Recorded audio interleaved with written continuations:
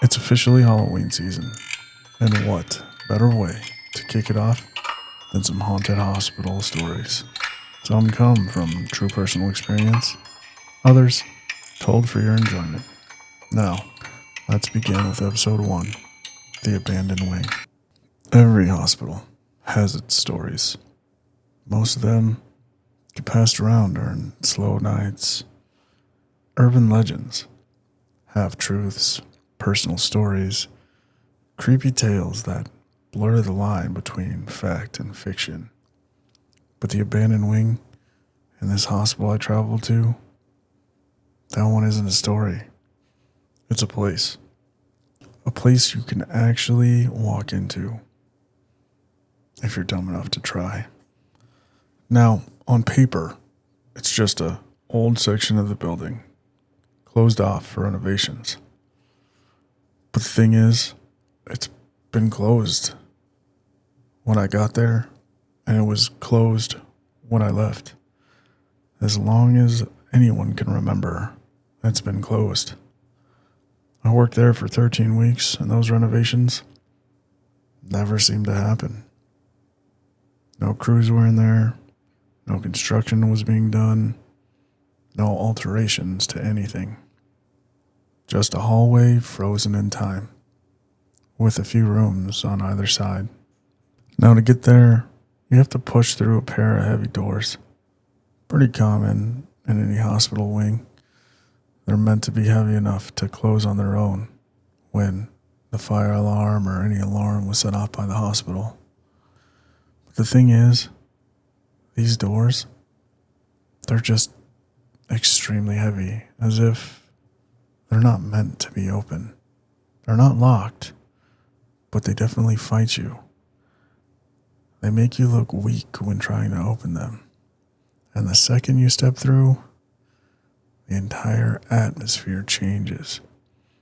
As soon as those doors close behind you, the normal hospital noises, the chatter of nurses at the station, call lights, beeping, machines, all and everything goes quiet in this wing.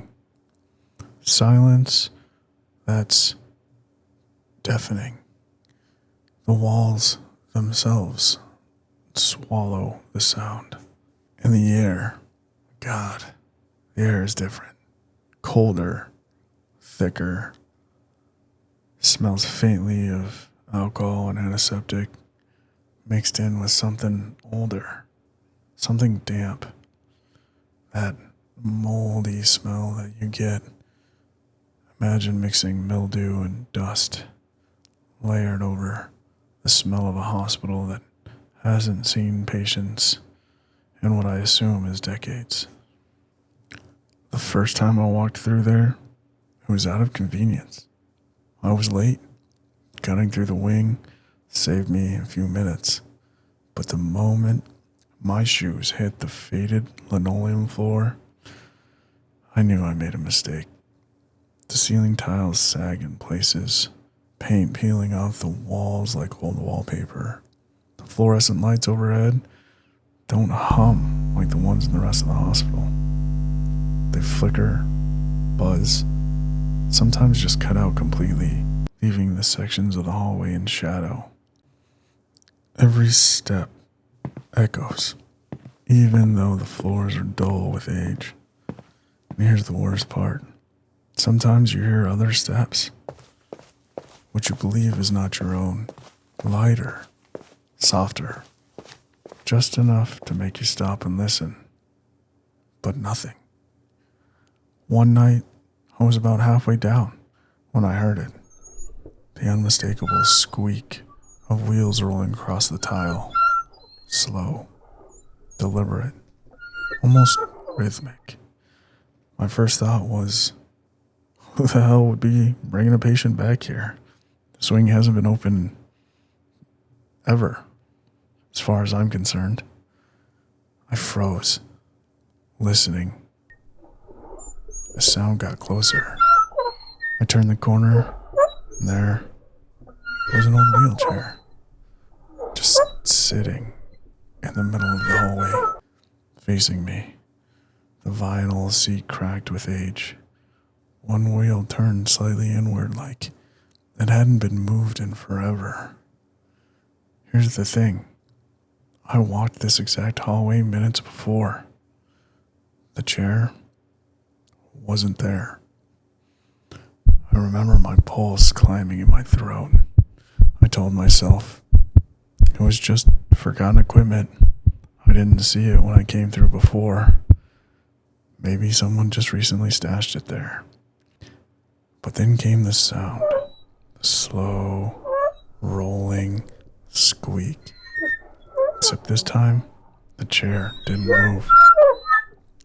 And that's when I realized what I heard wasn't coming from the chair in front of me. It was behind me. I didn't even think. I spun around so fast, almost fell. But nothing. Just an empty hallway stretching back to those heavy double doors. But the silence after, that silence felt heavy, like something was waiting for me to take another step. So I did what anyone would do. I started walking faster. Every step, I glanced over my shoulder, convinced I'd see someone pushing a chair just a few feet behind me. But there was never anyone there. By the time I hit the exit, my hands were shaking.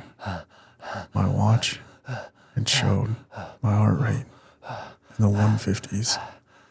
And I shoved those doors open. The second I crossed back into the main hospital, it was like the world snapped back. The noise, the light, the warmth, everything normal again. Except when I looked back. The doors were swinging shut, and just before they closed, I heard it. One last squeak of the wheels rolling across the tile. I don't cut through there anymore. When I tell new staff about that wing, I don't embellish it. I don't need to. Anyone who's stepped inside knows the truth. Some part of a hospital aren't meant to be walked alone. That's it for today's round in the haunted hospital. If you want to keep your chart open, hit that like and subscribe button for more to come. Otherwise, sign your discharge paperwork and you're good to go. We'll see you guys next time.